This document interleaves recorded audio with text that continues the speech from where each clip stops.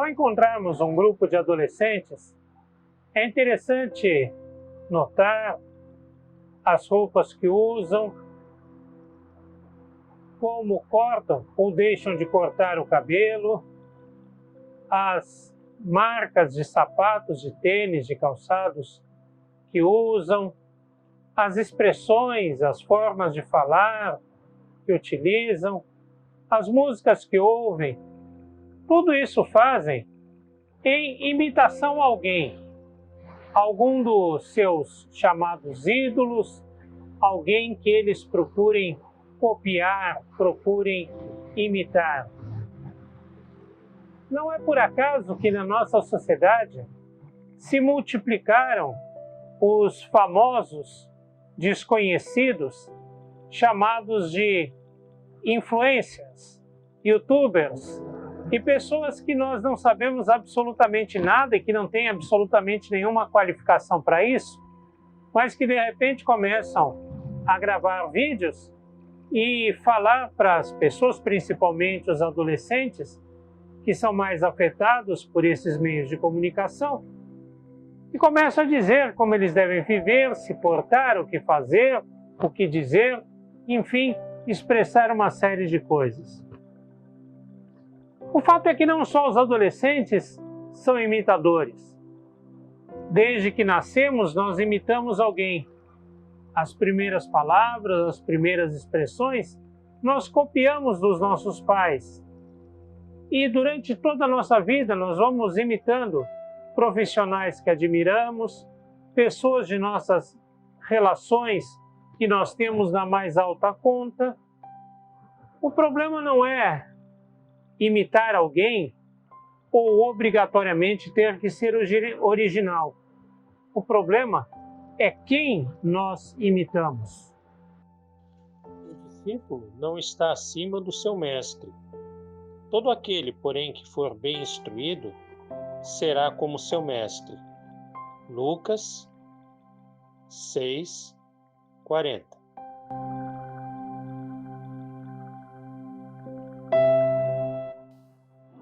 A primeira coisa que o texto nos ensina é quem é Senhor e quem é discípulo, quem é mestre e quem é seguidor.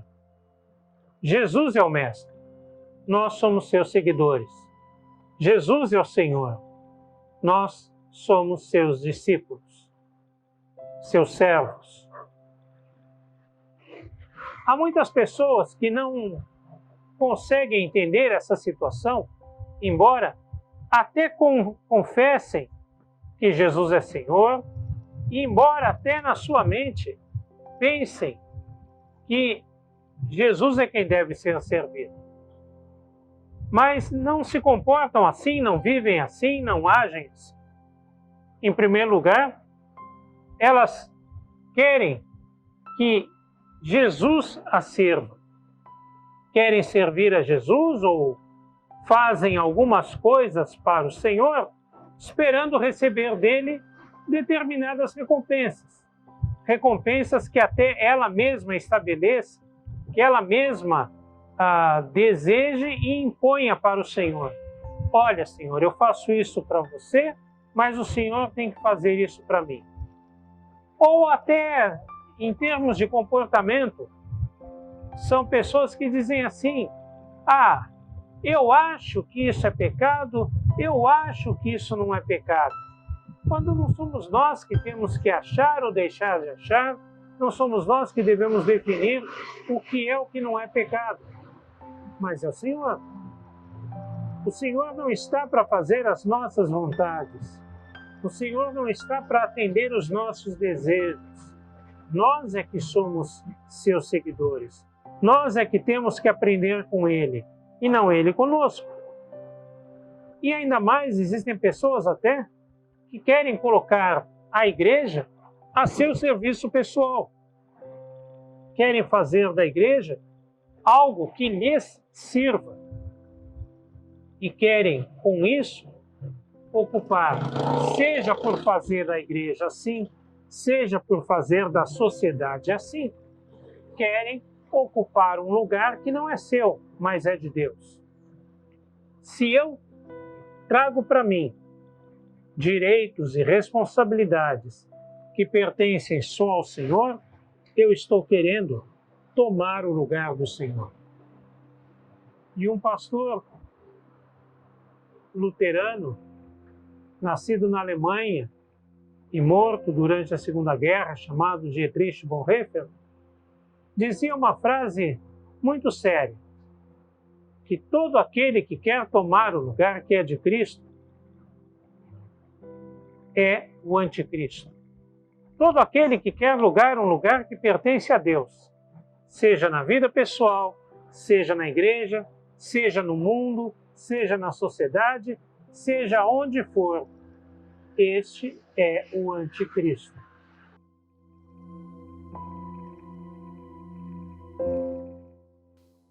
Ser discípulo de alguém significa aprender com alguém.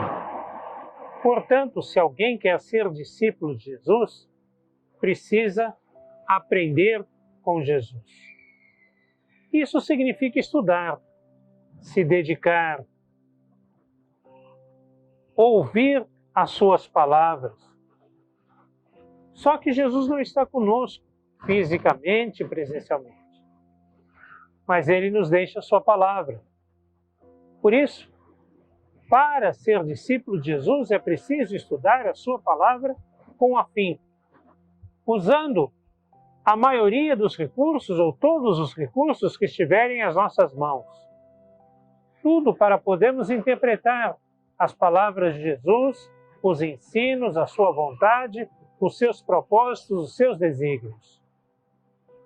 É preciso estudar com muita dedicação a palavra do Senhor. Mas estudar a palavra do Senhor não é somente algo teórico, decorar versículos, conhecer o exato sentido de um texto. É muito mais do que isso. Afinal, o ensino de Jesus é um ensino vivencial, é um ensino de vida. Por isso, precisamos praticar, exercitar na vida prática, no dia a dia, aquilo que Ele nos ensinou e aprender também com essas experiências, fazer também dessas experiências motivo de conhecimento daquilo que Deus quer e daquilo que Deus não quer para nós. É lógico, não precisamos desfrutar de tudo, experimentar tudo, para saber o que é bom e o que é ruim. Eu não preciso experimentar um veneno para saber que aquilo vai me fazer mal. Mas eu posso aprender e, com o conhecimento adquirido, vivenciar e expressar os ensinos que aquela vivência, aquela experiência me trouxeram. E também aprender com a experiência das pessoas que vieram antes de mim, que passaram antes de mim e que deixaram registrado as suas experiências.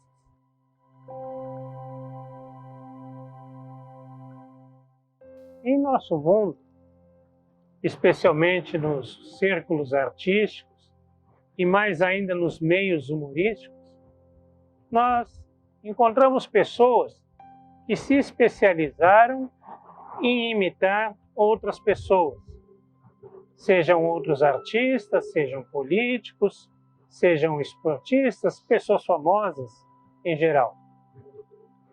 Copiam o seu jeito de vestir, se possível, copiam sua aparência, seu jeito de falar, seu tom de voz, seus trejeitos, seu sotaque, enfim, atentam para cada detalhe a fim de copiar alguém em especial. Alguns desses artistas, desses humoristas, chegam a ser tão criativos, tão detalhistas, tão talentosos ao copiar, ao imitar certas pessoas, que se nós não os estivermos vendo, apenas ouvindo, nós seremos capazes de pensar que é a pessoa real que está falando e não o imitador. Assim também existem as pessoas que imitam a Jesus. Existem aqueles que imitam grosseiramente, com apenas algumas coisas que julgam importantes e se dizem imitadores de Jesus. Existem outras pessoas que se dedicam, que buscam, que se esforçam no sentido de pegar cada detalhe, cada ensino, cada palavra, cada visão de mundo, cada modo de ver. E com isso, procuro imitar a Jesus e busco imitar a Jesus o mais perfeitamente possível.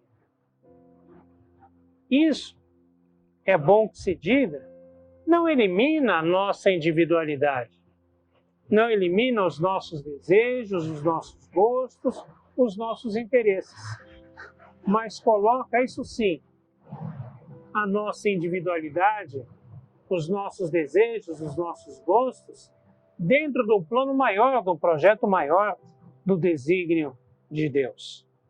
Coloca a nossa vida, os nossos gostos, os nossos desejos, aquilo que nos interessa, dentro de um contexto maior do que é a vontade de Deus. Nós podemos ser péssimos, bons ou ótimos imitadores de Jesus. É verdade que nunca seremos exatamente como Ele, nós não somos Jesus. Nós somos pecadores, nós somos diferentes. Mas podemos nos aproximar muito, sermos bons, muito bons imitadores. Como nos conta uma história que eu ouvi há muito tempo, e não sei se é verdade ou não, mas de que um missionário do século XX foi para uma região remota, foi ser missionário dentre um povo que quase não tinha ouvido falar do Evangelho, e ali apresentar a pessoa de Jesus. E chegando, reuniu as pessoas ali, começou a falar de Jesus, começou a explicar qual a sua vida, como ele morreu por eles, como ele realmente os amou, e o que ele disse, o que ele fez de importante, de se dedicar, de se entregar em amor das pessoas. Após ele falar, um dos nativos disse: olha, nós conhecemos esse Jesus, e ele morou aqui até pouco tempo, mas morreu e já foi embora. Aí o missionário disse: não, espera aí, o Jesus que eu estou falando não morou aqui, ele morou lá em Israel. Não, ele morou aqui, muitos de nós o conheceram. Como assim? Não, nós podemos levá-lo na casa dele. Na casa de Jesus? Nós vamos levá-lo então. E pegaram algumas trilhas e seguiram e foram até que chegaram em uma casa. E aquela casa tinha sido a casa de um missionário que durante muitos anos estivera ali. E durante muitos anos pregaram o Evangelho e principalmente viver o Evangelho junto àquelas pessoas. E aquelas pessoas, então, naturalmente, identificavam o que ele falava de Jesus com o que ele vivia de Jesus. Nós não seremos nunca exatamente como Jesus, mas nós podemos imitá-lo, espelhá-lo, de tal forma que as pessoas possam olhar para nós e possam ver um reflexo, ainda que imperfeito, mas um reflexo de Jesus.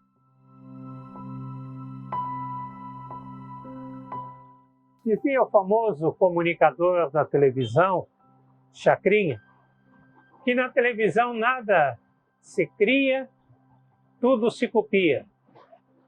Logicamente ele falava com bom humor a respeito da falta de criatividade das pessoas em gerar novos programas, gerar novas atrações na televisão. Mas o fato é que, a rigor, na vida como um todo, nós não somos criativos, totalmente criativos. Nós somos, na verdade, grandes imitadores e imitamos diversas pessoas. O problema é ver quem nós imitamos. Muitas pessoas escolhem imitar artistas, atletas, políticos, pessoas ricas, poderosas. Porém, nós temos uma única pessoa a quem nós devemos imitar. É Jesus. Ele é o nosso mestre.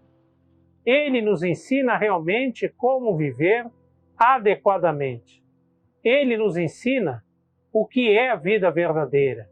A sua vida é a expressão maior de vida, de amor, de justiça, de paz e de solidariedade. Logicamente, que viver como Jesus viveu, imitar Jesus, impõe uma série de diferenças. Afinal, o contexto em que ele viveu foi um, o contexto que nós vivemos é outro. A sociedade mudou, o mundo mudou em muitas coisas. Mas, no entanto, a essência dos seus ensinos, a essência do tipo de vida que ele nos propõe e que nós devemos ver nele e espelhar em nós é o mesmo. Imitemos a Jesus e somente a Jesus, o nosso Mestre.